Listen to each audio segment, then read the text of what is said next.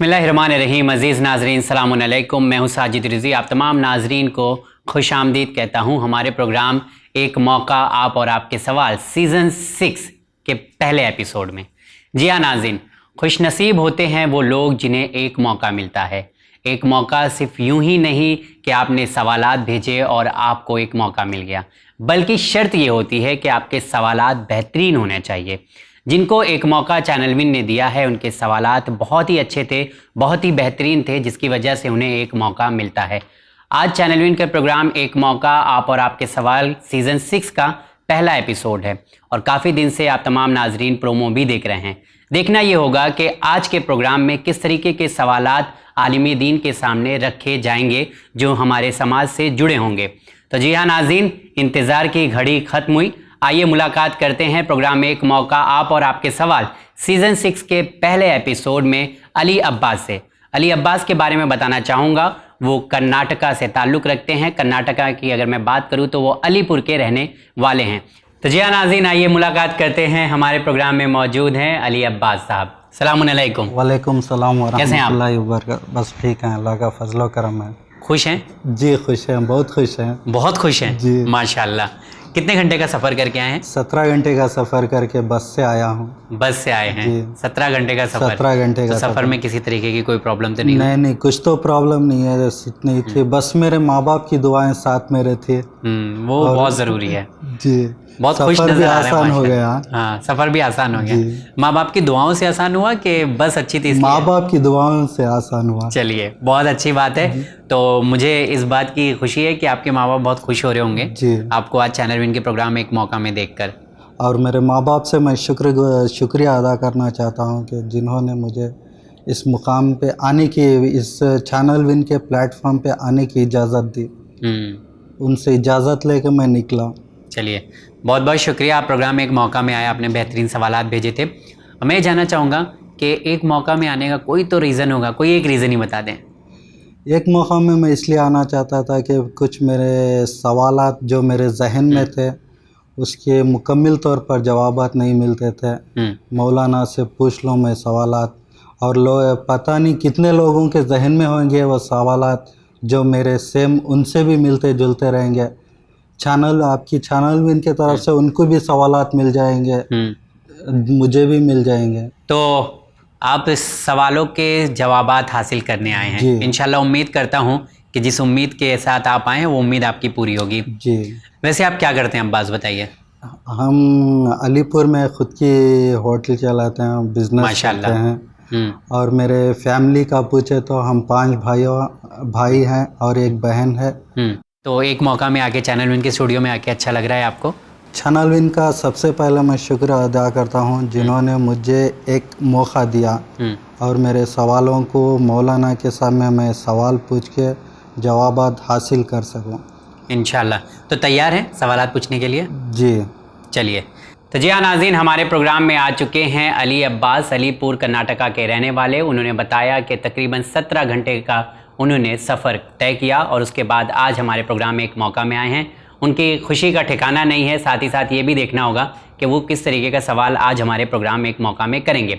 लेकिन आइए अब हम मुलाकात करते हैं सीज़न 6 के पहले एपिसोड में आलिम दीन जनाब मौलाना कमाल अहमद ख़ान साहब का, जो बहुत ही अच्छे से पूछे गए सवालात के जवाबात देते हैं। आपने कई बार प्रोग्राम में एक मौका में भी देखा है और चैनल विन के कई प्रोग्राम में आप देखते भी रहते हैं। तो चलिए, अब इंतज़ार है उनसे मुलाकात करने का। तो आइए मुलाकात करते हैं। अस्सलाम वालेकुम। वालेकुम अस्सलाम व रहमतुल्लाहि व बरकातहू। बहुत बहुत शुक्रिया। आपको ये बताते हुए बेहद ही खुशी महसूस कर रहा हूँ कि चैनल विन के इस प्रोग्राम, सोशल प्रोग्राम जो है एक मौका आप और आपके सवाल ने 5 साल पूरे कर चुका है अल्हम्दुलिल्लाह। और अब अल्हम्दुलिल्लाह सीज़न 6 स्टार्ट हो रहा है और आज पहला एपिसोड है। तो मैं चाहता हूँ कि आप इसके बारे में भी कुछ कहें। हम बारगाह परवरदिगार आलम में आपके लिए, आपकी पूरी टीम के लिए और तमाम उन अफराद के लिए जिन्होंने चैनल विन को यहाँ तक पहुँचाया या आइंदा भी चैनल विन की नुसरत व मदद करते हैं, सब के लिए दुआगो हैं। चूँकि एक प्लेटफार्म जो मुहैया किया है आप लोगों ने और आमादा किया है कौम के हर फर्द के लिए कि वो अपने दिल की आवाज़ को लोगों तक बताए और अपना एक सही जवाब लेकर जाए, ये एक बहुत बड़ा कदम है। चूँकि इस सवाल خود آدھا علم ہے. یعنی اگر انسان کے ذہن میں سوال آتا ہے اور پھر اس کا وہ جواب حاصل کرتا ہے تو اس کی خوش بختی اور سعادت کے لیے اور اس کی کامیابی کے لیے بہت اہم رول ادا کرتا ہے. لہذا قابل مبارکباد ہیں آپ اور آپ کی پوری ٹیم کی انہوں نے قوم کے لیے یہ پلیٹ فارم مہیا کیا. بہت بہت شکریہ. آپ کو یہ بھی بتانا چاہوں گا کہ تقریباً 84 لوگوں کو ایک موقع مل چکا ہے اور یہ وہ لوگ ہیں جو چینل ون میں سوالات بھیجتے ہیں اور پوچھنا چاہتے ہیں. تو آپ نے بہت اچھے طریقے سے بات بتائی کہ علم ہے، آدھا علم ہے سوالات. تو یہاں آ کر سوالات آپ تمام ناظرین رکھتے ہیں اپنے اور اس کے جوابات حاصل کرتے ہیں. اور الحمدللہ جتنے لوگ بھی آئے ہیں، چاہے وہ کسی گاؤں سے تعلق رکھتے ہوں، چاہے کسی شہر سے تعلق رکھتے ہوں، جب بھی اس پروگرام میں آئے ہیں تو وہ سیٹسفائیڈ ہو کے گئے ہیں، آپ کے جوابات سے مطمئن ہو کر گئے ہیں. اور جتنے بھی علماء کرام ہمارے پروگرام میں آتے ہیں الحمدللہ. تو آج بھی جن کے بارے میں بتانا چاہوں گا، بڑا لمبا سفر انہوں نے کیا ہے، تقریباً 17 گھنٹے کا سفر کیا ہے. خدا ان کو سلامت رکھے اور ان کی توفیقات میں مزید اضافہ فرمائے. الہی آمین. تو ان کے بارے میں بتانا چاہوں گا، یہ ایک ہوٹل بھی چلاتے ہیں، ریسٹورنٹ ہے ان کا بہت اچھا اور علی پور میں. اور کچھ سوالات ہیں، کچھ نہیں بلکہ بہت خاص سوالات ہیں، یہ پوچھنا چاہتے ہیں آپ سے. ان کا نام علی عباس صاحب ہے. تو اجازت ہے سوال جواب جی ہم حاضر خدمت ہیں.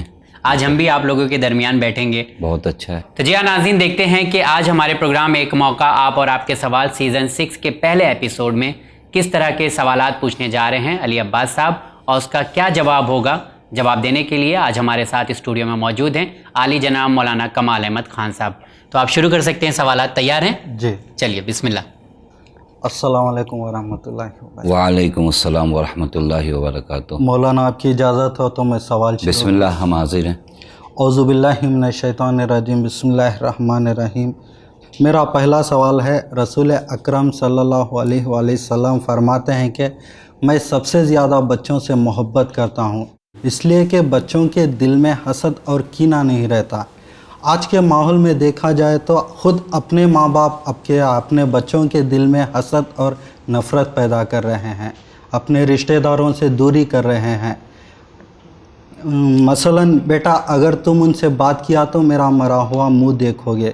آپ ان سے کیا کہنا چاہتے ہیں؟ بہت ہی اچھا سوال ہے. بسم اللہ الرحمن الرحیم وبہ نستعین وہو خیر المعین. دیکھیں، ماں باپ بچے کی تربیت میں بہت اہم کردار ادا کرتے ہیں. ماں باپ ہیں، بچے کو آپ ایک کتاب سمجھیے اور ماں باپ ایک رائٹر ہیں اس کتاب کے. اگر آپ کسی کتاب کو دیکھتے ہیں اور اس میں بہت اہم پوائنٹس ہوتے ہیں تو آپ کو رائٹر کے لکھی ہوئی باتوں کا عظمت کا اندازہ ہوتا ہے کہ رائٹر بہت بڑا ہے. اسی طرح ماں باپ کی کتاب کا نام اس کے بچے ہیں. یہ چیز ماں باپ کو خیال کرنا چاہیے کہ ہماری زندگی کی تربیت کا ہر گوشہ اس پر اثر انداز ہونے والا ہے. لہٰذا ماں باپ کے درجے بھی کافی بلند ہیں. اسی وجہ سے حق تعالیٰ نے فرمایا کہ لا تقل لہما اف، ان کے لیے اف تک نہ کرو. لہٰذا ایک مرتبہ ہے اور بہت اہم ذمہ داری جو ماں باپ کی ہے وہ تربیت کی ہے. اور جو حدیث آپ نے پیش کیا کہ پیغمبر اکرم صلی اللہ علیہ وآلہ وسلم نے فرمایا کہ میں بچوں سے اس وجہ سے محبت کرتا ہوں چونکہ ان کے دل میں حسد و کینہ نہیں ہوتا. بے شک. یعنی ایک بہت بڑی برائی سے وہ بچہ دور ہے، اسے پتہ نہیں ہے کچھ. بہت ہی اچھا ہوتا ہے. کبھی کبھار دیکھیں ہمارا بچہ ایک اچھی جگہ پہ ہے، ہم نہیں چاہتے کہ اس کو ایسی جگہ پہ لے جائیں جہاں وائرس ہو. اگر میرا بچہ ایک ایسے صحیح سالم جگہ پہ موجود ہو، میں نہیں چاہتا کہ اسے ایسی جگہ پہ لے جاؤں جہاں پر فضا مسموم ہو، زہریلی فضا ہو. ہم یہیں پر اگر توجہ کریں، میرا بچہ پاک ہے، حسد سے عاری ہے. حتیٰ اس حدیث کو، بہت ہی اچھی حدیث ہے، اگر میں کامل کر دوں. جی بالکل. پیغمبر اکرم صلی اللہ علیہ وآلہ وسلم فرماتے ہیں 5 خوبیاں بچوں میں ایسی ہیں جس کی وجہ سے میں ان سے محبت کرتا ہوں. 5 خوبیاں بچوں میں ایسی ہیں کہ جن کی وجہ سے میں ان سے محبت کرتا ہوں. ایک خوبی ان بچوں کی یہ ہے کہ جسے ہم چڑھتے ہیں، پیغمبر فرماتے ہیں وہ سبب ہے. انہم ہم البکاؤن، چونکہ یہ بچے گریہ زیادہ کرتے ہیں، روتے زیادہ ہیں. پیغمبر فرماتے ہیں میں ان سے اسی وجہ سے محبت کرتا ہوں. دوسری وجہ بچوں سے محبت کرنے کی، یغتمرون بالتراب، یہ بچے مٹی سے کھیلتے زیادہ ہیں. جی ان کے سب کے اپنے ریزن ہیں، وقت نہیں ہے کہ میں وضاحت کروں. پھر پیغمبر نے فرمایا کہ ایک خصوصیت جو ان کا سوال کا وہ تھا کہ یختصمون، یہ دشمنی کرتے ہیں لیکن من غیر الحقد، ان کی دشمنی میں کینہ اور حسد نہیں ہوتا. جی بالکل، بہت اچھی بات بتائی. بچے لڑتے ہیں، ان کی لڑائی وقتی ہوتی ہے، آپس میں مل جاتے حسن تم، کیونکہ حسد و کینہ اس لڑائی میں نہیں ہے. اور پھر پیغمبر نے فرمایا کہ ایک خصوصیت ان کی یہ ہوتی ہے کہ بچے کسی چیز کو بناتے ہیں اور بگاڑ دیتے ہیں. اس کی وجہ سے میں ان سے محبت کرتا ہوں. کیوں؟ چونکہ یہ وابستہ نہیں ہوتے. جو بہت بڑا پرابلم ہماری زندگی میں آتا ہے، ہم دنیا سے وابستہ ہو جاتے ہیں. ایک دل لگا بیٹھتے ہیں. حسن تم، ایسا اٹیچمنٹ ہوتا ہے کہ وہ تعلق ہم توڑنا نہیں چاہتے. پیغمبر فرماتے ہیں کہ یہ بچوں میں خصوصیت یہ ہوتی ہے، یعمرون و یخربون، بناتے ہیں پھر اس کے بعد کیا کرتے ہیں؟ بگاڑ دیتے ہیں. یہ 5 چیزیں ہیں جو ان بچوں میں بہت اہم چیز ہوتی ہے، اور وہ جو بغیر حسد کے ان کے جھگڑے ہوتے ہیں. لہٰذا یہ بچہ پاک و صاف ہے، یہ بچہ روحانی طور پر ابھی اس کی روح کو پرورش پانا ہے. آپ اگر اس کے ماں ہیں اور اس کی باپ ہیں، ہوتا یہی ہے. لیکن اگر جسمانی لحاظ سے مجھے لگے کہ یہ بیماری اگر میرے بچے کو لگ جائے گی تو یہ بچہ جو ہے ہائٹ کم رہ جائے گی، ویٹ کم ہو جائے گا، تو میں چاہتا ہوں کہ بیماری نہ لگے. تو حسد کے بارے میں پیغمبر فرماتے ہیں کہ حسد آفت الدین کا نام ہے. حسد تمہارے وجود کو کھا جاتا ہے. تو ایسی بیماری کیوں القاء کرتا ہوں میں اپنے بچے کی جانب، یعنی اس بیماری کے وائرس کو. یہ جو ہم کہتے ہیں کہ فلاں سے بات نہ کرنا وگرنہ میں تمہارا میرا مرا ہوا منہ دیکھو گے. اچھا ایسا ہوتا ہے؟ ایسا ہوتا ہے؟ جی ہوتا ہے. بات سماج میں، چونکہ ماں باپ اس کو ایگو بناتے ہیں کہ فلاں آدمی سے ہماری بات ہے. اگر بچوں سے آپ کہہ رہے ہیں جی، یہ ڈیمانڈز جو ہوتے ہیں وہی، جب انسان نہیں سمجھ پاتا کہ میرا بچہ جسم اور روح کا پیکر ہے. جی، ماں باپ کے آج کے زمانے میں ایک پرابلم جو تربیت میں ہے، وہ اگر میں کہوں تو شاید لوگ ہنسیں کہ میں کہوں کہ ماں باپ اپنے بچے کو نہیں پہچانتے. لوگ کہیں گے کیسی بات آپ کریں کہ ہم اپنے بچے کو نہیں پہچانتے.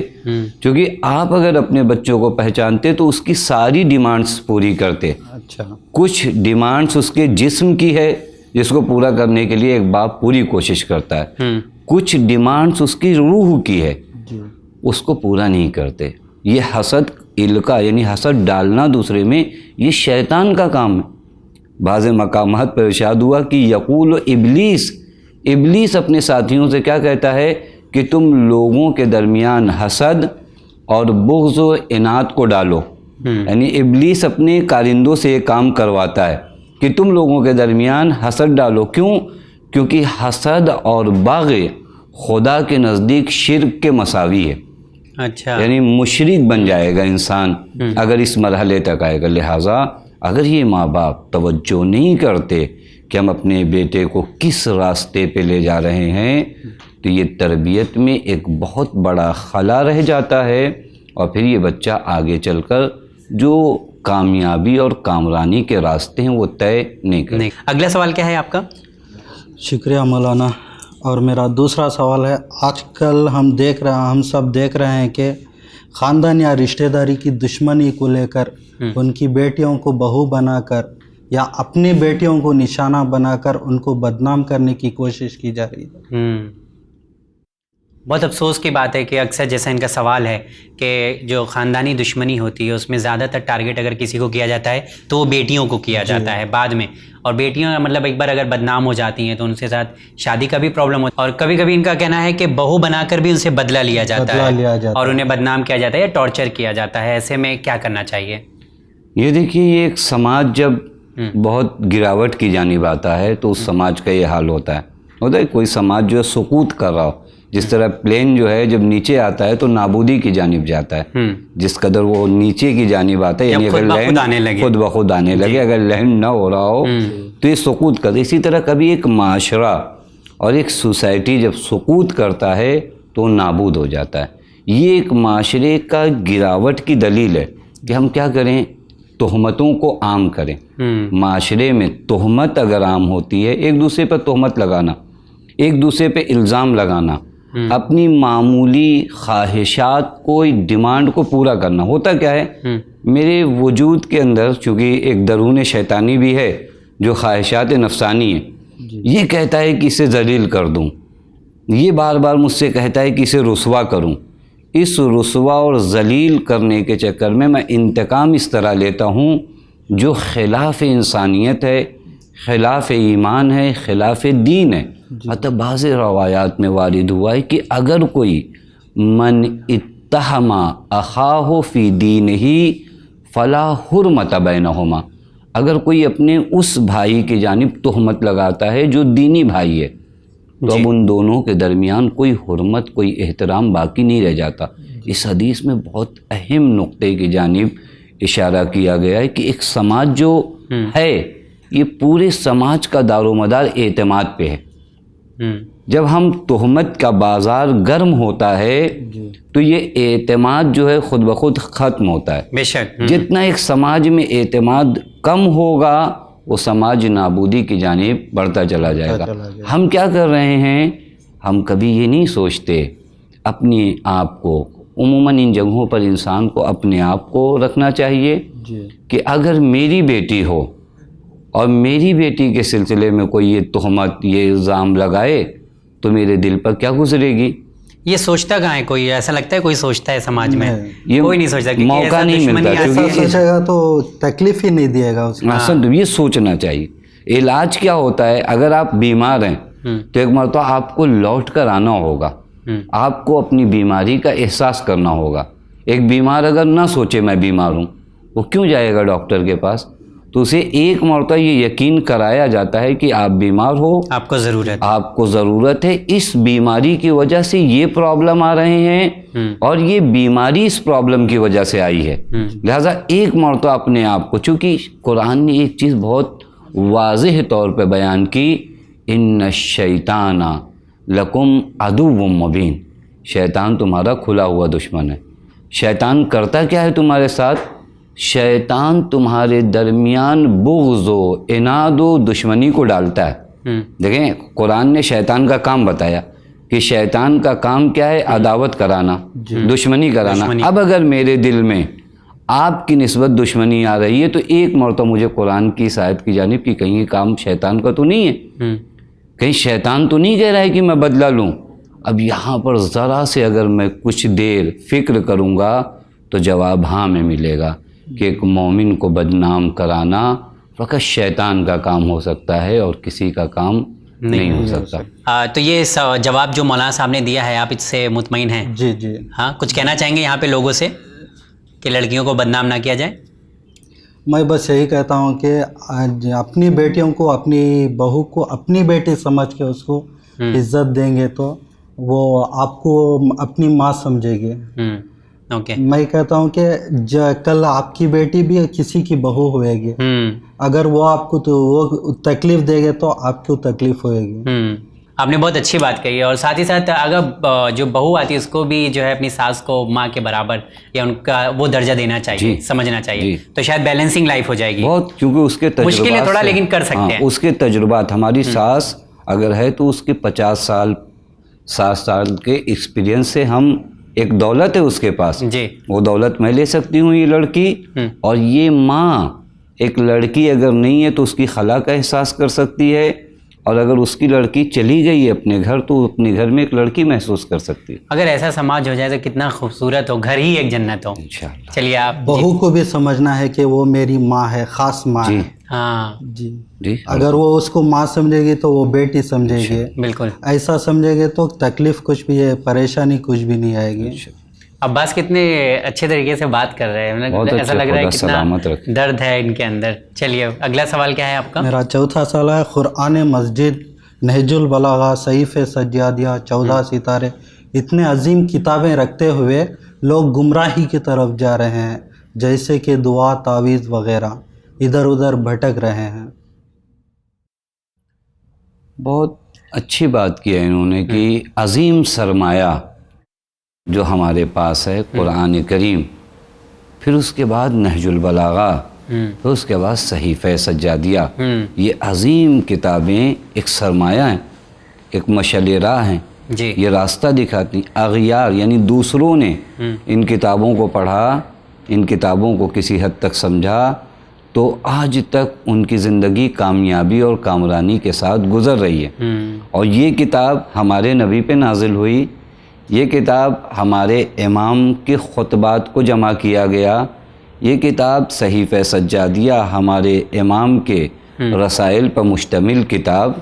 ان کتابوں کے ہوتے ہوئے اگر میں منحرف ہوں تو اس کا مطلب یہ ہے کہ یہ کتاب میرے گھر کی الماریوں میں ہیں, میرے وجود میں نہیں ہے. چونکہ کتابوں کو الماریوں میں رکھنے کے بجائے کتابوں کی تعلیمات کو اپنے وجود میں رکھا جائے.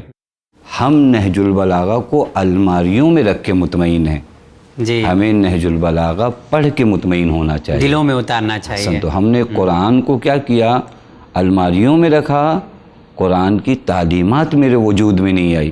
تو پھر آپ یہ کہیں کہ قرآن کے ہوتے ہوئے میں منحرف ہوں, ہمارے لیے قرآن نہیں ہے, چونکہ وہ قرآن جسے ہم نے پڑھا نہیں, صرف ہمارے گھر کی الماری میں رکھی ہے. وہ نہج البلاغہ جسے ایک شخص نے مطالعہ نہیں کیا. بعض افراد, ان کے سوال کی برکت سے میں عرض کروں کہ بعض وہ افراد جو مسیحی مذہب کے تھے, انہوں نے خود اپنی کتاب لکھی نہج البلاغہ کے سلسلے میں, اور خود کہتے ہیں کہ میں نے نہج البلاغہ کو 20 سے 21 مرتبہ پڑھا ہے. اور وہ بھی اس طرح نہیں جس طرح 20 سے 21 مرتبہ پڑھنا والے انسان وہ مذہب اسلام سے تعلق نہیں رکھتا. ہم نے کتنی مرتبہ نہج البلاغہ پڑھی, لہٰذا ہم تعلیمات قرآن سے, تعلیمات نہج البلاغہ سے, تعلیمات صحیفہ سجادیہ سے دور ہیں. اب یہ جو انحراف آتا ہے یہ وہی دوری کا نتیجہ ہے. یہ تو بات آپ نے اچھی بتائی ہے, لیکن ایک انہوں نے سوال جو پوچھا ہے دعا تعویذ کا ہے, پر دعا اور تعویذ وغیرہ کا تو کانسیپٹ ہے نا. دعا وہ معصومین علیہم الصلاۃ والسلام, کسی مولوی کے پاس بھی ہم جاتے ہیں دعا وغیرہ کے لیے, تعویذ وغیرہ کے لیے, تو آپ یہ پوچھنا چاہ رہے ہیں دعا کے لیے غیر قوم کے پاس جا رہے ہیں. ہمارے پاس آپ کی خدمت میں عرض کروں, مطلب وہ بابا اور وہ دوسرے طریقے کے جو جادو ٹونا یا اس طریقے کی اسے دعا سے تعبیر نہیں کیا, جادو ٹونا وغیرہ وہ دعا سے تعبیر, پاس جاتے ہیں وہ دعا سے تعبیر دعائیں. دیکھیں میں آپ کی خدمت میں ایک قانون عام بتاؤں, ہر وہ راستہ جسے اہل بیت علیہ الصلاۃ والسلام نے نہیں بتایا, وہ راستہ ہماری انسانیت کے لیے صحیح نہیں, چونکہ اللہ نے انہیں کیا بنایا تھا, انسانوں کے لیے ہادی. لہٰذا انہوں نے تمام وہ راستے جو میری نجات کے تھے میرے لیے بیان کیے. اب اگر وہ راستہ جو آج مجھے دکھایا جا رہا ہے اور وہ راستہ اہل بیت علیہ الصلاۃ والسلام نے نہیں بیان کیا, تو اس کا مطلب ایک شیطان ہے جو مجھے آ کر دعوت دے رہا ہے ان کاموں کے پیچھے. اور یہ ہوتا کب ہے, جب انسان, میں آپ کی خدمت میں عرض کروں, جاتے کیوں لوگ ہیں اس جانب. کبھی کبھار میری زندگی میں مشکلات ہے, میری زندگی میں پرابلم ہے, رزق میں اضافہ نہیں ہو رہا ہے, اولاد نہیں ہو رہی ہے, اس طرح کے اور پرابلم جو آتے ہیں, تو ڈرا ہوا انسان, مجبور انسان سے ہر کوئی اس کو کیچ کرنا چاہتا ہے. لہذا کچھ لوگوں نے اپنی دکانیں کھول کر رکھی ہیں جو آ کر آپ کو کیچ کریں گے, اپنی جانب لے جائیں گے. آپ ان چیزوں کی جانب جانے سے پہلے ذرا غور کرو کہ یہ سارے پرابلم میری زندگی میں جو آئے ہیں کہیں میری وجہ سے تو نہیں آئے, میں نے حقوق تو پامال نہیں کیے, کہیں ایسا تو نہیں کہ میں نے اپنے ماں باپ کا احترام نہیں کیا ہو لہٰذا میرا رزق ختم ہو گیا ہو, کہیں ایسا تو نہیں کہ میں نے اپنے ماں باپ کی توہین کی ہو لہذا میں بے اولاد رہ رہا ہوں. ان تمام چیزوں کی جانب نظر کرنا ہے جو اہل بیت علیہ الصلاۃ والسلام نے بیان کیے. لہٰذا ان طرف جو ہم جاتے ہیں, یہ در حقیقت ہم اپنی جانب چونکہ نگیٹو نہیں دیکھتے, ہم ہمیشہ اپنی جانب پازیٹیو کہ ہم ٹھیک تھے لیکن کسی نے ہمارے اوپر کر دیا تو دعا لکھوا. کچھ ہوتا ہے کیا کرنے سے کسی کے, ایسا کچھ ہے, ایسی چیزیں جو ہے دین, ایسا ہے آپ کے ادھر کچھ دیکھا جاتا ہے کیا؟ سنا رہتے ہیں ایسا کچھ ہونے سے ہو جائے گا, جادو یا اسے جادو, مطلب کسی انسان کے بس میں ہے کہ کسی کا رزق وہ بہان دے یا کچھ جادو کر دے, کسی کا رشتہ پروردگار عالم کے ہاتھوں میں ہے, رزق پروردگار عالم کے ہاتھوں میں ہے. اور اللہ تعالیٰ نے خود, پیغمبر نے ایک مقام پہ فرمایا کہ خدا کی حمد اس بات پہ بھی کرنا چاہیے کہ اس نے میرا رزق اپنے ہاتھوں میں رکھا ہے, مخلوق کے ہاتھوں میں نہیں دی. واہ, ہاں, ورنہ یہ تو منہ سے نوالا بھی چھین لینے. جی, جتنا دل سے ان سے بھروسہ کرتے ہیں اتنا بھروسہ ہمارے عظیم کتابوں پہ کر کے دل لگا کے پڑھیں گے تو इंशाअल्लाह उनकी दी हुई اور وہ دعائیں جو بتائی جاتی ہیں جو دینی وہ اہل بیت علیہ الصلوۃ والسلام کی دعائیں ان کا اثر الگ ہے، معصور ہیں، منقولہ ہیں. یہ وہی دعائیں ہیں جو اہل بیت علیہ الصلوۃ والسلام کو تعلیم دی گئی من جانب اللہ. یہ وہ بعین قرآن کی طرح وہی راستہ، یعنی وہی مقصد قرآن کو طے کرتی ہیں. شکریہ مولانا. اور میرا 5واں سوال ہے، ہم نے سنا ہے کہ قرآن کا سب سے پہلا سورہ حمد ہے، اور سورہ حمد میں اتنی شفا ہے کہ اگر وہ اس کی تلاوت کر کے کسی دیوانے پر دم کر کے پھونک دیں تو وہ اچھا ہو جاتا ہے، اور ہمارے میں اتنی صلاحیت کیوں نہیں ہے کہ ہماری دعا تک قبول نہیں ہوتی؟ بہت ہی اچھا سوال ہے. دیکھیے بہت اچھی بات کیا. اگر دعائے کمیل ہم پڑھتے ہیں تو ہم جہاں پر پروردگار عالم سے معافیاں مانگتے ہیں کہ اللہ میرے ان گناہوں کو معاف کر دے، میرے ان گناہوں کو معاف کر دے، وہاں ایک دعا کرتے ہیں کہ ہمارے ان گناہوں کو معاف کر دے تحبس الدعا، جو دعا کو قیدی بنا دیتی ہیں. حبس کا معنی ہوتا ہے قید کر لینا، یعنی یہ دعا میرے اوپر تک صعود نہیں کر پاتی. یہ گناہ جو مجھ سے صادر ہوئے ہیں یہ گناہ کے اثرات ہیں. کبھی کبھی مجھے لگتا ہے کہ میں نے ایک مرتبہ جھوٹ بولا، بات ختم ہو گئی، کیونکہ میری آنکھیں نہیں دیکھ رہی ہیں گناہ کے اثر کو، لہذا میں سمجھتا ہوں کچھ نہیں ہوا. لیکن یہ جھوٹ نے کیا کیا، بہت کچھ ہوا جو میری زندگی میں کم ہوا ہے. یہ اسی طرح میں نے والدین کا احترام نہیں کیا، بہت مرحلے پہ بعض مقامات پہ وارد ہوا ہے. میں جوانوں کو عرض کروں آپ کے چینل کے ذریعے کہ ماں باپ کی بے احترامی تحبس الدعا، دعاؤں کو قید کر دیتی ہے. یعنی آپ دعائیں کرتے ہیں قبول نہیں ہوتی اگر ماں باپ کا ہم احترام نہیں کر کے رکھتا ہے. جی یہ گناہ جو ہے کیا کرے گا، قید کر دے گا. یعنی اب یہ دعا بڑھ نہیں پا رہی ہے. یہاں پہ جو انہوں نے سوال کیا کہ سورہ حمد، واقعاً متعدد روایتیں، بہت زیادہ روایتیں موجود ہیں جو سورہ حمد کی فضیلت پہ موجود. حتیٰ پیغمبر اکرم صلی اللہ علیہ وآلہ وسلم ارشاد فرماتے ہیں کہ سورہ حمد اگر ہر درد کے لیے پڑھا جائے تو ہر درد کی شفا سورہ حمد میں موجود ہے. اور یہ اتنا عظیم سورہ ہے کہ جس کو 2 مرتبہ نازل کیا گیا. ایک مرتبہ مکے میں نازل ہوا، ایک مرتبہ مدینے میں نازل ہوا. اسی وجہ سے اس کو مثانی کہا جاتا ہے. وجہ کیا ہے؟ دیکھیں ایک ہوتا ہے علم، ایک ہوتا ہے یقین. علم و یقین میں فرق ہے. جی مجھے معلومات بہت کچھ ہے لیکن مجھے یقین کم ہے. بہت سے لوگ ہوتے ہیں، بہت مشہور واقعہ آپ لوگوں نے بھی سنا ہوگا کہ ایک عالم دین مجلس پڑھا کرتے تھے. ایک دیہاتی آتا تھا بہت ہی زحمت کر کے کشتی پہ سوار ہو کر. ایک دن عالم دین نے پوچھا تم کہاں سے آتے ہو؟ اس نے کہا ایک دریا پار کر کے آتا ہوں. عالم دین نے کہا اچھا، آج کے بعد جب دریا کے پاس پہنچنا تو بسم اللہ کہہ کے دریا پہ چلنے لگنا. اب یہ بیچارہ مسلسل اسی راستے سے آرام سے بسم اللہ کہہ کے پانی پہ سوار ہو کر آتا تھا. ایک دن جب مجلس ختم ہو گئی، عشرہ ختم ہو گیا، تو انہوں نے عالم دین سے کہا کہ آج دوپہر میں آپ ہمارے یہاں مہمان جائیے. اب جب عالم دین کو لے کر چلا وہاں پر دریا کے کنارے، تو یہ عالم دین دیکھتے ہیں کہ یہ جاہل انسان یہ آسانی کے ساتھ پانی پہ رواں ہے. عالم دین نے پوچھا کیا کشتی نہیں ہے؟ کہا آپ ہی نے تو مجھے بتایا تھا کہ بسم اللہ کہہ کے تم پانی پہ چلنا، اور آسانی سے میں چل کر 10 دن ایسے ہی میں آیا ہوں. آپ نے بتایا. اس وقت اس عالم دین نے بہت اہم پیغام تو یہ نہیں چل پائے. ہاں انہوں نے کہا دیکھو میرے پاس علم ہے، تمہارے پاس یقین ہے. علم و یقین میں یہ فرق ہے. جب انسان کو یقین ہو جائے نا، ایک بچے کو اپنی ماں پر کس قدر یقین ہوتا ہے، یعنی وہ بچہ اپنی ماں سے کیسے آسانی سے مانگتا، اس کو معلوم ہے کہ ملے گا. وہ یقین جو ہے کم از کم، حالانکہ میں کمپیئر نہیں کرنا چاہتا، کہ کم از کم ہمارا یقین اپنے خدا پر اتنا ہو جائے جتنا ایک بچہ اپنی ماں سے یقین کرتا ہے. تو یقین کے ہی اوپر سارا دار و مدار ہے ساری چیزوں کا. بہت اچھا ایگزامپل دیا مولانا صاحب نے. اور خدا سے ہم چاہتے ہیں کہ خدایا ہمارے وہ گناہ معاف کر دے جو دعاؤں کو روک رکھی ہے. تحبس الدعا، وہ دعائیں اللہم اغفر لی الذنوب التی تحبس الدعا، میرے ان گناہوں کو بخش دے جو میرے دعا کو آگے نہیں بڑھنے دیتی، یعنی آسمانوں تک نہیں جانے دیتی. جی اگلا سوال ہے، فتنہ اور فساد میں کیا فرق ہے؟ ہمارے امام نے فتنہ اور فساد کے وقت کس طرح رہنے کو کہا ہے؟ بہت ہی اچھا سوال ہے، موجودہ دور کا ایک اہم سوال جو آپ کے کرنٹ سوالوں میں سے. فتنہ در حقیقت فتنے کو اگر قرآن کریم میں دیکھیے تو بہت زیادہ معنی میں استعمال ہوا، حتیٰ امتحان کے معنی میں بھی فتنے کو استعمال کیا گیا. لیکن جہاں سے آپ کا سوال ہوگا، مجھے لگتا ہے یہ فتنے کا معنی وہ ہے جو لوگوں کو دوری کیا جاتا ہے.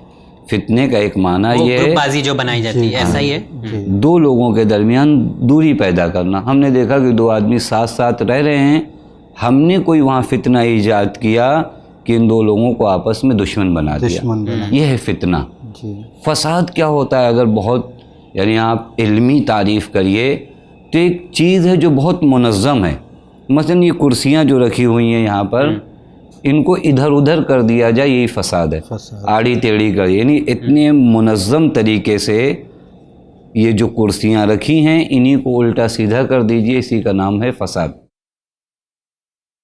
اسی لیے عربی میں وہ دودھ جو ہمارے زبان میں کہتے ہیں پھٹ جاتا ہے، عربی میں کہتے ہیں فاسد ہو گیا وہ دودھ، کیونکہ وہ دودھ نہیں، یہ فساد ہے. فساد کی خاصیت یہ ہے کہ یہ فساد اس چیز کو جس استعمال کے لیے بنایا گیا اس چیز میں وہ استعمال نہیں ہو پاتا.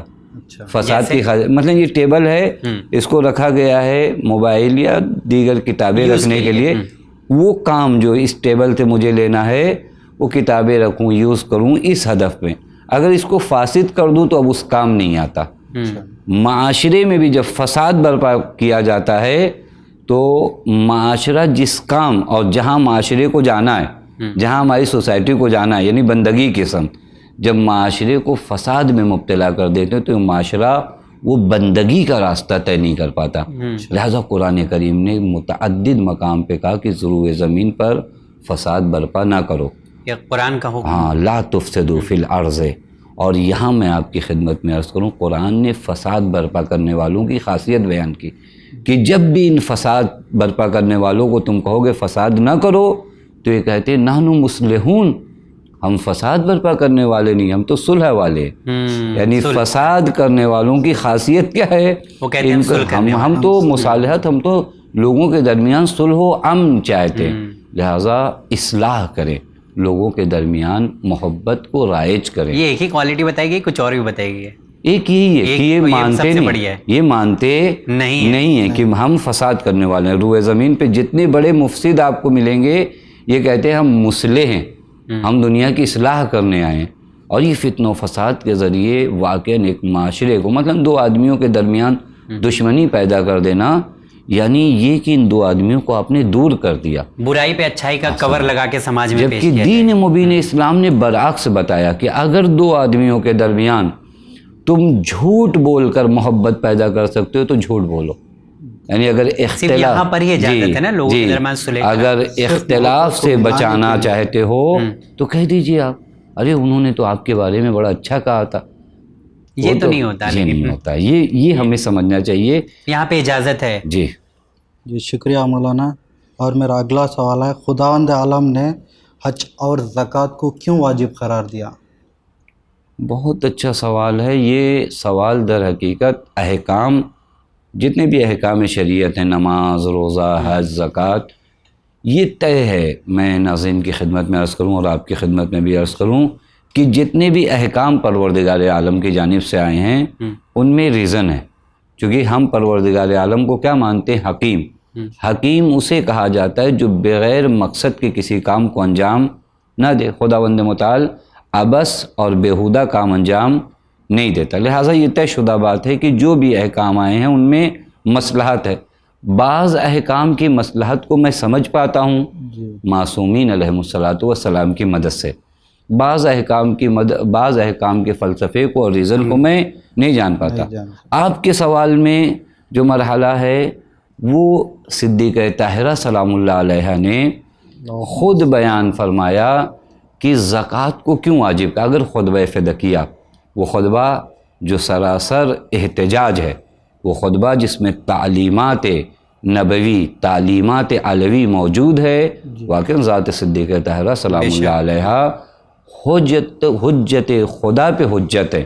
انہوں نے ریزن بتایا کہ حج کو اللہ نے کیوں واجب کیا، زکوٰۃ کو اللہ تعالیٰ نے کیوں واجب کیا، روزے کو اللہ تعالیٰ نے کیوں واجب کیا. شہزادی فرماتی ہیں کہ اللہ نے زکوٰۃ کو اس وجہ سے واجب کیا تاکہ تمہارے وجود کو پاک کر دیا جائے. کس کو؟ تمہارے وجود کو. بہت آسان ایک ترجمہ کرتے ہیں کہ تمہارے مال کو پاک کرنا. نہیں، ایک ضرورت تمہارا وجود پاک ہو. تمہارا وجود کیوں ایسے پاک ہوگا؟ چونکہ جب میں زکوٰۃ نکالوں گا، دنیا کی محبت در حقیقت میرے وجود میں ایک نجاست ہے. زکوٰۃ نکالتا ہوں تاکہ میرا وجود محبت دنیا سے کسی حد تک پاک ہو سکے. تو زکوٰۃ کیا ہوا؟ سبب بنا میرے وجود کو پاک کرنے کا. میرے وجود، میں زکوٰۃ نکال کر فقراء میں تقسیم کرتا ہوں. وہ جو میرے وجود میں سخاوت نہیں ہے، وہ میرے وجود میں سخاوت ہے اور بخل کی نجاست سے میرا وجود کیا ہو؟ پاک ہو. پس مال کی برکت کا سبب ہے زکوٰۃ، اس وجہ سے واجب کیا، اور تمہارے وجود کو پاک کرنے کے لیے. حج کو جو واجب کیا تشعیداً للدین، یہ شہزادی کے خطبے میں وارد ہوا ہے، دین کو محکم کرنے کے لیے، دین کو مضبوط کرنے کے لیے. آپ علت دیکھیے کہ حج واجب کیا گیا تاکہ دین مستحکم ہو سکے. دین محکم ہو، چوں کہ کلمہ پڑھنے والے تمام افراد جب خانہ کعبہ کے پاس آئیں اور سبھی کا آواز دیں لبیک لبیک لبیک، تو پھر یہ وحدت جو ہمارے درمیان ہوگی، اس وحدت میں ایک طاقت ہوگی، یہ طاقت ہمارے دین کو طاقتور بنائے گا. بے شک شہزادی نے وہاں بتایا تشعیداً للدین. روزے کو کہا کہ روزہ اس وجہ سے واجب کیا گیا کہ تثبیتاً للاخلاص، تمہارے وجود کے اندر خلوص کو ثابت قدم کرنے کے لیے. چونکہ کبھی یہ بہت واقعاً اب وقت نہیں کہ میں توضیح دوں، خلوص ایسی چیز ہے جو کبھی آتی ہے میرے وجود میں، کبھی چلی جاتی ہے. کبھی کبھی ہوتا ہے، آپ دیکھتے ہیں ابتدا میں میں کسی کام کو کرتا ہوں تو خلوص رہتا ہے، لیکن 10 دن 15 دن بعد مجھے ایسا لگتا ہے کہ ارے میرے کام پہ کسی نے تعریف نہیں کیا، تو میں خود بیان کرنا شروع کرتا ہوں. 20 دن بعد اور لوگوں سے بیان کرتا ہوں. روزہ کیا کرتا ہے؟ یہ خلوص کو میرے وجود میں ثابت کرتا ہے اور محکم کرتا ہے. اور میرے وجود میں اگر خلوص نہیں ہے تو پھر میرے وجود کا کوئی فائدہ نہیں. آقا نے بہت اچھی بات بتائی ہے جو شہزادی سلام اللہ علیہ کے بتایا ہے کہ روزہ اور حج اور نماز کیوں واجب ہے. تو کیسا لگا آپ کو یہ جان کے آج؟ مولانا نے بتایا کہ روزہ اور حج زکوٰۃ کیسے واجب ہوا. میں ان سے سوال، اس کا فائدہ کیا ہے واجب ہونے کیا ہوا، اور میں ان کے سوال سے میں بہت مطمئن بھی ہوں، اور ناظرین کو بھی پتہ چل گیا ہوگا حج اور زکوٰۃ کس لیے واجب قرار دیا. جی، تو اگلا سوال کیا ہے آپ کا، ہم لوگ جاننا چاہیں گے. میرا اگلا سوال ہے، حضرت محمد مصطفیٰ صلی اللہ علیہ وآلہ وسلم کے انتقال کے بعد لوگوں میں کون سی تبدیلیاں آئی؟ یہ بہت ہی بڑا سوال ہے اور تاریخ کا ایک اہم سوال ہے کہ بعد از پیغمبر صلی اللہ علیہ وآلہ وسلم اس معاشرے میں، اس سماج میں جس کی تربیت ایک مدت تک پیغمبر اکرم نے کیا، اس معاشرے میں کس قدر تبدیلی آئی، کس قدر کرنا پڑے گا، چینجنگ آئی اور بدلاؤ آیا. ایک بہت اہم چینجنگ کی جانب شہزادی سلام اللہ علیہ نے اشارہ فرمایا، وہ انحراف ہے، یعنی دور ہونا. مقصد سے شاید آپ کے پہلے سوال میں بھی اس کا جواب میں دے سکتا تھا. توجہ کریے، شہزادی احکام کے ریزن کو بتا رہی ہیں کہ دیکھو نماز، شہزادی نے فرمایا کہ نماز اس وجہ سے واجب ہوئی تاکہ تمہارے وجود سے تکبر کو دور کیا جا سکے. روزہ اس وجہ سے واجب ہوا تاکہ تمہارے وجود میں اخلاص لایا جا سکے. شہزادی در حقیقت اس معاشرے کی عکاسی کر رہی کہ یہ معاشرہ نماز پڑھ رہا ہے، روزہ رکھ رہا ہے، حج کر رہا ہے، لیکن مقصد کو بھولا ہے. تو سب سے بڑا جو تبدیلی آئی ہے اس سماج میں بعد از پیغمبر کہ وہ دین کے مقصد کو بھول بیٹھا. وہ سمجھا کہ مجھے نماز پڑھنا ہے، روزہ رکھنا ہے، حج کرنا ہے، یہی دین ہے. وہ نہیں سمجھ پا رہا ہے کہ ان چیزوں کے ذریعے سے مجھے کہیں اور پہنچنا ہے. اور وہی سب سے بڑی تبدیلی ہے. وہ تبدیلی کی وجہ بھی یہی ہے کہ اگر کوئی معاشرہ اپنے امام سے دور ہو جائے تو پھر اس سوسائٹی میں انحراف آتا ہے. اور عین ممکن ہے، کبھی کبھار ہوتا یہ ہے کہ مجھے مغرب کی سمت جانا ہے اور مجھے کوئی چہرہ موڑ دے مشرق کی سمت، میں دوڑوں گا بہت، لیکن بعد میں جب ایک آدمی مجھے متوجہ کرے گا کہ کہاں جا رہے ہو، تو میں کہوں گا میں منزل کی طرف جا رہا ہوں، میں 4 گھنٹہ دوڑ کر آیا ہوں. تو سامنے والا کہے گا آپ 4 گھنٹہ اپنے مقصد سے اور دور ہو گئے. جی ہوا یہی ہے پیغمبر اکرم کی وفات کے بعد. تو یہ ایک آپ نے ایک مختصر بہت طور پہ مختصر بات ہے، وگرنہ تاریخ میں یہاں بہت بڑا ایک سوال ہے کہ حتیٰ روایات میں بھی کہ ارتد الناس بعد النبی، لوگ پیغمبر کے بعد مرتد ہو گئے. یہ ارتداد کا معنی کیا ہوتا ہے؟ دوسری طرف سے قرآن کہتا ہے یا ایھا الذین آمنوا من یرتد منکم عن دینہ فسوف یأتی اللہ بقوم، اے صاحبان ایمان اگر تم مرتد ہو گئے تو خدا ایک دوسری قوم لائے گا، اور وہ قوم ہوگی یحبہم و یحبونہ، خدا اس سے محبت کرے گا اور وہ خدا سے محبت کرے گی. حتیٰ ہمارے یہاں اس آیہ کریمہ میں بعض روایات میں ہے کہ یہ آیہ کریمہ امام عصر عجل اللہ تعالیٰ فرجہ الشریف کے انتظار کرنے والوں کی کوالٹی بتاتی ہے. کیسا لگا یہ جواب آپ کو؟ بہت ہی اچھا ہے، اور میں اس جواب سے مطمئن بھی ہوں، اور لوگوں کو بھی پتہ چلے گا کہ صحیح راستے پہ چلیں، صحیح راستے پہ چلیں، صراط مستقیم. مولانا میرا اگلا سوال ہے، سب چاہتے ہیں کہ ان کا بچہ دیندار بنے، پر آج کے ماحول میں دیکھا جائے تو اپنے بچے کو کوئی مولانا بنانا ہی نہیں چاہتا. اس کی سب سے بڑی پرابلم ہے انکم کی. کیا علم حاصل کرنے کے لیے مولانا بننا ضروری ہے؟ جی بالکل نہیں. اصلاً دینداری کے لیے پیغمبر نے فرمایا کہ طلب العلم، علم کو حاصل کرنا ہر مسلمان اور ہر مسلمان عورت پہ واجب ہے. جی طلب علم. لہٰذا مولانا کوئی بھی کنڈیشن نہیں ہے کہ مولانا کوئی بنے تو وہ حصول دین کرے اور یا وہ دیندار ہو. یہ بھی طے نہیں ہے کہ اگر کوئی دین کو سمجھ لیتا ہے تو دیندار بن جاتا ہے. دینداری کے لیے دین کا، میں واقعاً ایک اور اہم بات آپ کے چینل کے ذریعے اپنے جوانوں سے عرض کروں کہ دین کو سمجھنا تھوڑا سخت کام ہے، اور اس کے ذریعے دین تک پہنچنا سخت کام ہے، لیکن ایک آسان کام ہے. وہ یہ کہ دین پر عمل کرو، گرچہ بہت سی باتیں تم نے نہیں بھی سمجھی ہے، خدا تمہیں راہ راست پہ لے آئے گا.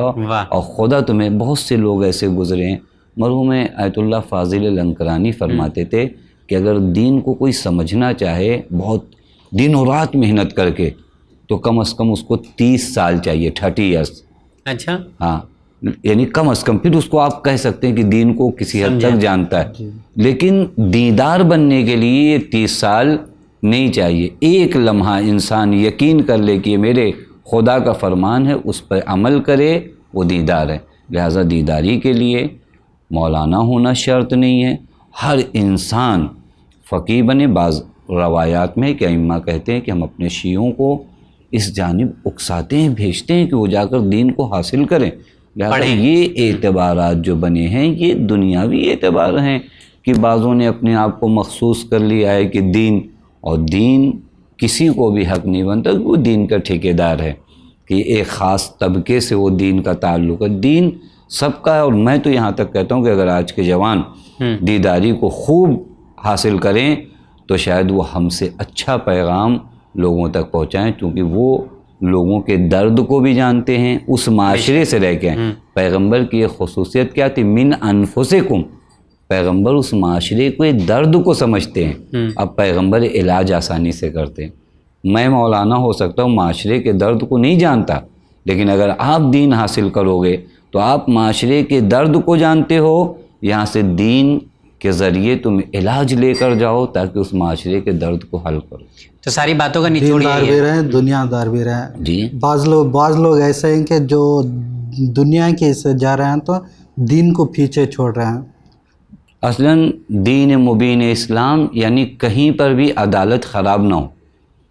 دین اس کی بھی اجازت آپ کو نہیں دیتا کہ آپ نماز شب پڑھو اور آپ اپنے بچوں کے رزق کی تلاش میں نہ نکلو. دین آپ کو کبھی اس بات کی اجازت نہیں دیتا کہ آپ اپنی ذمہ داریوں سے رخ موڑو اور آؤ مسجدوں میں بیٹھو. بعض جگہوں پہ پیغمبر نے کہا بھی کہ کون لوگ یہاں مسجد میں بیٹھے ہیں. بعض لوگ تسبیح و تحلیل کر رہے تھے. ان لوگوں نے کہا کہ نحن متوکلون، ہم خدا پہ توکل کرنے والے بیٹھے ہیں. پیغمبر نے فرمایا وَأَنْتُمْ مُتَّكِلُونَ، تم لوگ خدا پہ بھروسہ کرنے والے نہیں ہو، تم لوگ کاہل لوگ ہو، لوگوں کے سر پہ اور کاندھوں پہ بوجھ بننے والے ہو. لہٰذا دین کبھی آپ کو وہ دنیا جو دین تک آپ کو پہنچائے، الدنیا مزرعۃ الآخرہ، دنیا آخرت کی کھیتی. چلیے تقریباً آپ کے سارے سوالات ہو گئے ہیں، مجھے لگتا ہے شاید آخری سوال ہے، کچھ وقت ہے، پوچھ لیتے ہیں. انشاءاللہ. جی بتائیں.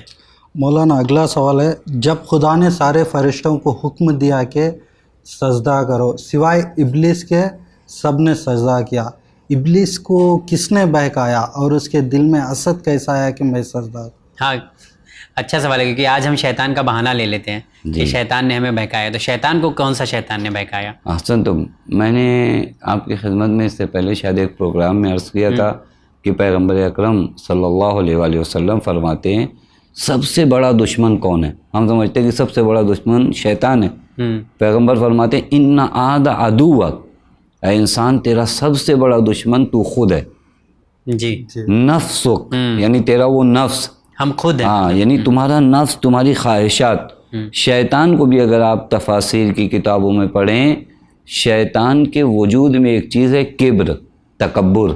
ہاں ایک ہے عجب. عجب یعنی اپنے کام کو بڑا سمجھنا. یہ مومنین کو یہ بیماری لگتی. بعض بیماریاں جن کو لگنی چاہیے ان کو دھیان دینا چاہیے. عجب کبھی ایسے انسان کو نہیں یہ بیماری لگتی جو کچھ دین کا کام نہیں کرتا. یہ ان لوگوں کو لگتی ہے جو دین کا کام کرتے ہیں. ان کو تو لگتا ہے میں نے اتنے بڑے بڑے کام کر دیے، اب میرا دین میں ایک الگ مقام ہوگا، میں نے اگر کچھ نہیں بھی کیا تو دیداروں کو مجھے معاف کرنا. یہ بیماری، شیطان اس بیماری کا شکار ہے، تکبر اور عجب. یہ ضرور کہ وہ خدا کی سب سے زیادہ عبادت کیا. احسن. تم یہ خود ایک سوال کہ سب سے زیادہ عبادت کرنا اور ہے اور عابد ہونا اور ہے.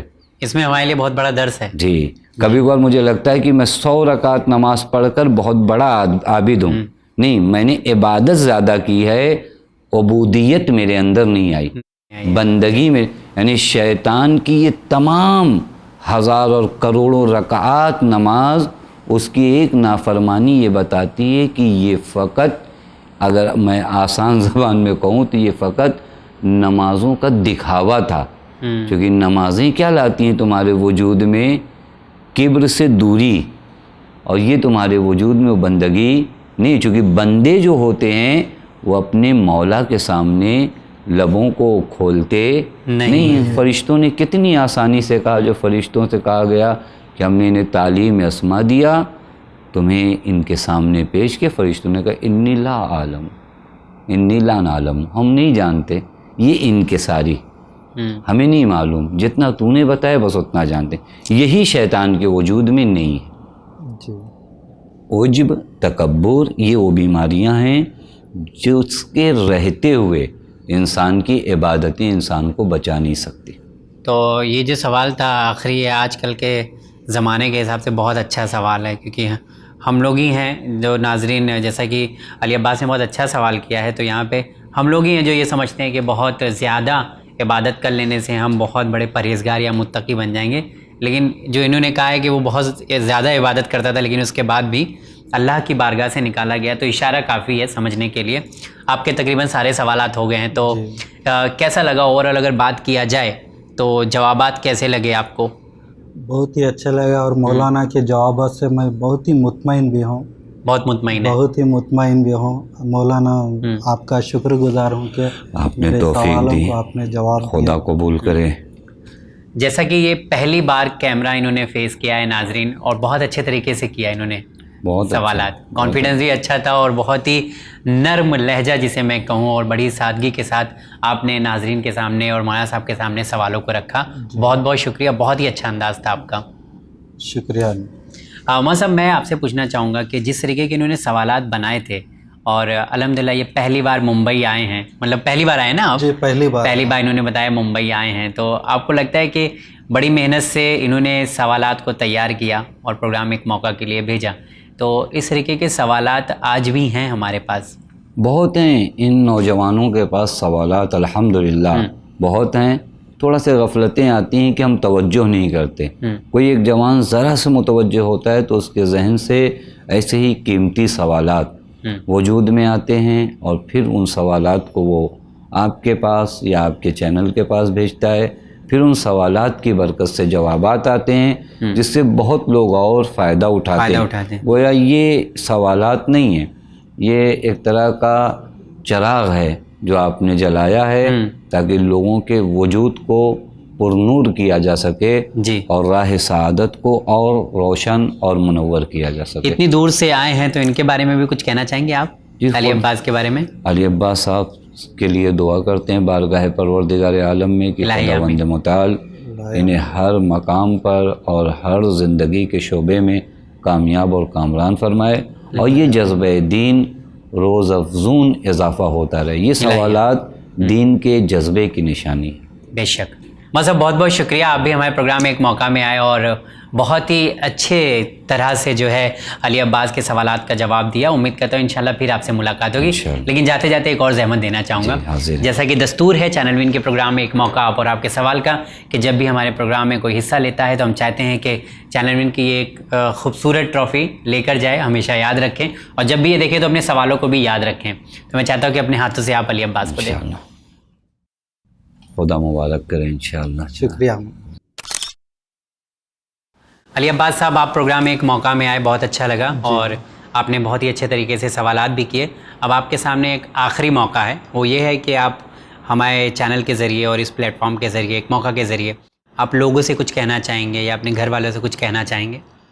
بس میں ناظرین سے یہ کہنا چاہتا ہوں کہ آپ کی زندگی میں جو بھی مشکلات ہیں اس کے ڈٹ کا سامنا کریں اور اس کو ہنستے خوشی سے اس کا سامنا کریں. انشاءاللہ آپ کی پریشانی سب دور ہو جائے گی. بہت بڑی بات آپ نے کہی ہے کہ زندگی ہوتی ہی ہے اتار چڑھاؤ کے لیے، تو ڈٹ کے اس کا سامنا کریں. تو آپ نے بھی سامنا کیا؟ جی بہت اچھے سے کیا. جی الحمدللہ. آج ٹھیک ہے سب؟ آج ٹھیک ہے، سب ٹھیک ہے ماشاءاللہ. چلیے بہت بہت شکریہ آپ کا. جی شکریہ. تو جی ہاں ناظرین، چینل وین کا یہ پروگرام ایک موقع آپ اور آپ کے سوال کس کے لیے ہے؟ صرف آپ کے لیے ہے، کیونکہ آپ سوال پوچھنا چاہتے ہیں اور آپ کے پاس مجھے پتا ہے بہت سارے سوالات ہیں اور آپ اس کے جوابات بھی حاصل کرنا چاہتے ہیں، لیکن آپ کو صحیح راستہ نہیں مل رہا ہے، صحیح پلیٹ فارم نہیں مل رہا ہے. اگر آپ کو ایسا لگتا ہے تو یہ پلیٹ فارم چینل وین کا ایک موقع آپ اور آپ کے سوال، یہ سوشل پروگرام ہے. اس میں آپ اپنے سوالات بھیج سکتے ہیں، چاہے آپ کے جو ہے اسلامک سوال ہوں، چاہے سوشل سوالات ہوں. وہ سوالات آپ ہمیں ای میل کر سکتے ہیں. ہمارا ای میل ایڈریس ہے emwin786@gmail.com. ای میل ایڈریس یاد رکھیں، emwin786@gmail.com.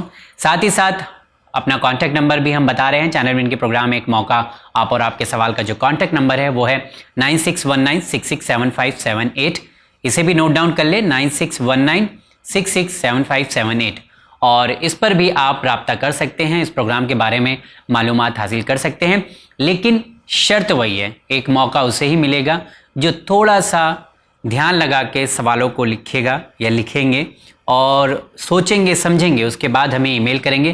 کیونکہ ایسے بہت سارے لوگ ہیں جو سوالات بھیجتے ہیں اور ایسے سوالات بھیجتے ہیں جو تقریباً ہو چکے ہیں یا جن کے جواب پہ بات کرنے کے لیے بہت زیادہ ضرورت نہیں ہے کہ ایک موقع ملے. تو ایسے بھی سوالات ہمارے پاس آتے ہیں جس کی جو ہے ضرورت نہیں ہوتی ہے. تو اچھے سوالات لکھے، سوچ کے لکھے، تھوڑا سمجھیں، اس کے بعد ایک موقع ضرور آپ کو دیا جائے گا اگر آپ کے سوالات چینل وین کی ٹیم کو پسند آتے ہیں.